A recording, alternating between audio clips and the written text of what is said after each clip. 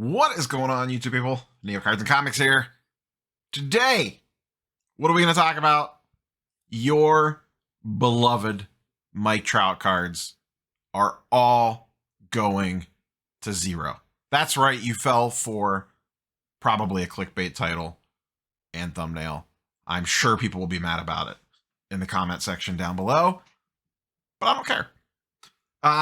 Jokes aside, we're going to talk a little Trout versus Griffey today because this is something I hadn't really been paying super close attention to, but Trout stuff, and I guess not surprisingly, he's having a meh season and he's hurt again. Trout stuff has really tailed off price-wise the back half of this year, or this baseball season, I guess, is probably the better way to say that. So I posed the question, I put a poll up on this, and the poll has not been running for that long, so we don't really have full data on it yet. I think like 70 people have voted. Would you rather have one Upper Deck 89 Griffey PSA 10, which is, you know, one of the most iconic modern-ish, depending on where you want to cut off the modern designation, non-vintage, I guess, baseball cards out there, versus the 2011 update Trout, which you could basically get close to two of. It's not quite, but it's within the margins that you could squeeze two Trout 2011s versus 189 Griffey. And I know I own zero of all these cards that we're talking about. I talked about this once, probably like a year or so ago, when they were the same price. And I think it was, I tried to find the video, but I think it was on a weekly sports card market update. At the time, both were priced for around $2,000. They were very close together in price. Most people lean to Griffey, but there is a Trout army that's out there. Now, I have always said that the problem with Trout, and we'll get into some charts and graphs here in a second. The problem with Trout isn't his numbers. His numbers are great. He's boring. He is not an exciting player. Does he put up good stats? Sure. For an Angels team nobody cares about and nobody watches. He's never really had, and I stick by this, he's never really had an iconic moment like that I can think of. I don't, there's not one memorable Trout play that sticks out in my mind that I immediately go to. Griffey, there's a bunch that you can immediately jump to.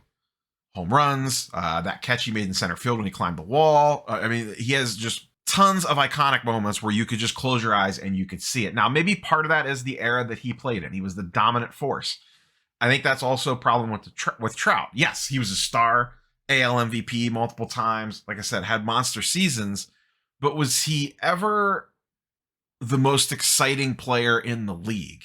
I don't know. I don't know that he was at the heights, the peaks of his powers. And now the problem is, and the real crux of the argument here is, when you're saying I want to invest money in a player and hold it, anytime you were talking about a player that is still active, your downside risk is basically massive. There really shouldn't be such a thing, and I'm guilty as charged on this. There really shouldn't be a thing as an air quote long-term hold for a player that is still actively playing. There really shouldn't be, because look at Trout. There was, justifiably so, a lot baked into his prices. Yeah, he has more WAR and this, that, and the other nonsense. But there was a lot baked into his overall prices for where his career could potentially end up. And it could still get there. But the problem's been the last couple of years is that he seems to kind of be falling apart. I believe he's 32 now. And while he's had decent numbers the last two seasons, the guy cannot stay healthy. He is potentially maybe going to get traded this offseason. We'll see what happens with that. That will be an interesting subplot to all this. But his pace has dramatically slowed down, and there are just still a lot of unknowns when your story is not completely written. Griffey, the 89 Upper Deck, unless he does something real dumb off the field in his old age, which could happen, see Brett Favre, his story is written. It is complete. That card will go down as one of the most iconic cards of its time, and probably one of the most iconic cards in baseball history. It might not always be the most valuable, but I'm talking about iconic. And I think that's really where this comes down to. Yes, Trout is probably going to have better overall numbers than Griffey, when it is all said and done, but that is only part of what drives demand for a card. There are plenty of players that have massive stat lines that sell for less than other players that are just have more buzz or excitement around that. Griffey had his own Super Nintendo video game. If you didn't grow up during that time and didn't have Ken Griffey Jr. baseball in your life for the Super Nintendo console, I don't really know how to describe it to you. Griffey was larger than life. If you're, like I said, I think most people that watch this channel grew up with Griffey based off my YouTube demographics. But if you weren't in the baseball or whatever, Griffey was the face of sports almost beyond just baseball, but definitely the face of baseball at the time. I mean, just iconic. Shoes, pose, brand, the whole 9 yards. Trout, in my opinion, as great of a baseball player as he is, does not have that. I'm not playing Mike Trout's baseball for the Xbox One or the PlayStation 5 or on PC or whatever. There was something about Griffey at that time. It was a time and a place thing. And like I said, I think the biggest key, the most important thing here is that story is written. Trout's story is not written yet. We don't know how it ends. Now, could he rebound, come back healthy, put up monster seasons for the next handful of years, turn into a DH, age gracefully, and end up with monster numbers? Sure, he could. And guess what? His card still could be less valuable and less in demand than Griffey's. It's not all about the numbers, and I think sometimes people forget about that. It is an intangible thing. I don't want to say hype, because Griffey doesn't really have hype around him anymore. It's not like a first Bowman prospect that no one knows anything about. He's just iconic. And like I said, that story is written. Let's look at some prices real quick. Trout, I ran this back to January of 2020. So this is pre-boom. This is before the sports card world went absolutely wild. Pre-pan, this is 3 months before people even knew what COVID was. Prices had not exploded yet. At that time, Trout PSA 10 was selling for just over $1,000. A Griffey PSA 10 was selling for just over $600. So in this case, the Trout was worth more, not quite double, but in that range. Fast forward to today, the Griffey sells for $2,100. The Trout sells for $1,100. The Trout, over the last almost 4 years, 3.5 years, three and a half years plus, is up 1.6%. It is basically not changed at all. And here's the thing, this card is still trending down. So odds are this Trout is going to go cheaper than what it was pre-boom. The Griffey is up 240% and has basically been a $2,000-ish card for almost 2 years now. You can see here, obviously, these things went super nutty in early 2021 when the market peaked. The Trout got all the way up to 6.5K. The Griffey got all the way up to 5.5. They obviously crashed back down. The Griffey crashed a lot faster. Griffey's the yellow line. Crashed a lot faster than the Trout. A much bigger downward swing there. But this is June 20th, 2021. The Griffey is selling for $2K. So we have fully corrected, was that 4 months after the boom? We have fully corrected. The Griffey is down to around 2K-ish. The Trout at the time is still at 3K.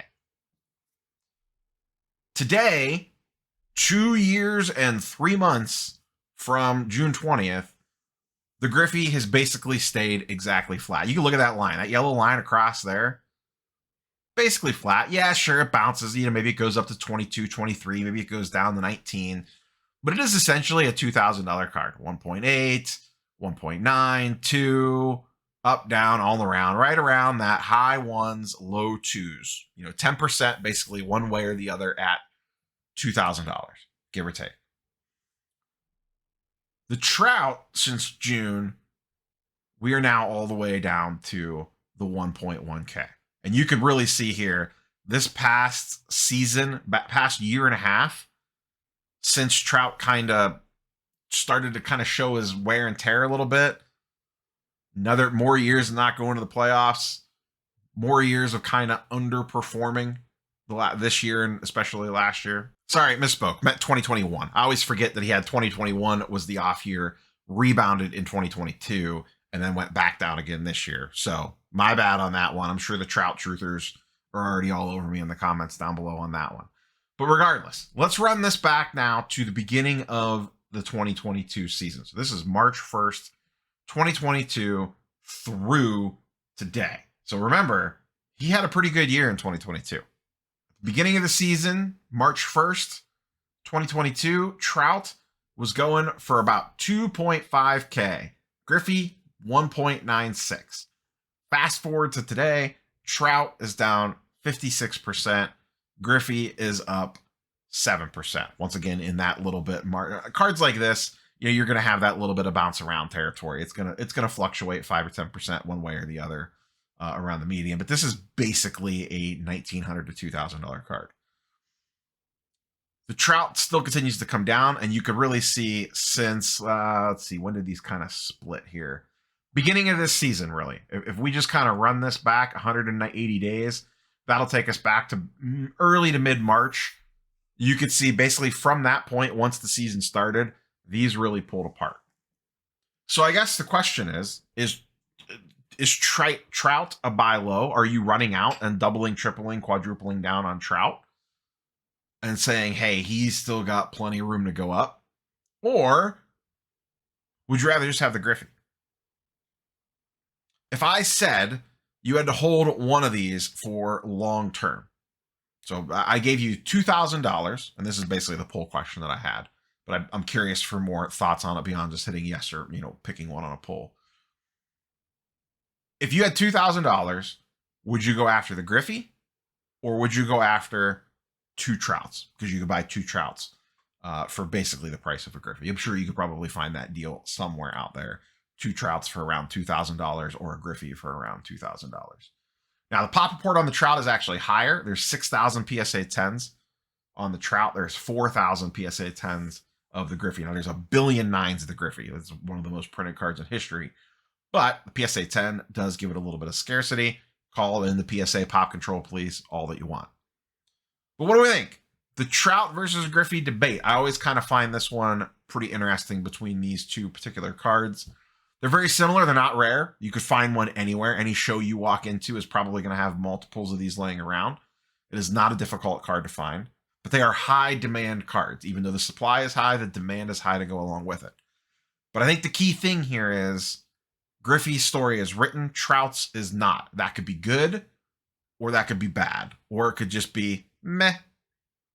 That's the part that we don't really know. And I think Trout does have he doesn't have a numbers problem. Listen, great baseball player. His numbers are good. He has I don't want to say an image problem in a negative light. He's just, quite frankly, I think the easiest way to sum it up, he's kind of boring. Sorry. It's my thought. Maybe it's just because I grew up with Griffey and that's where my heart lies. I don't know. But curious for your thoughts and comments down below. Catch you boys and girls in the next one. Peace.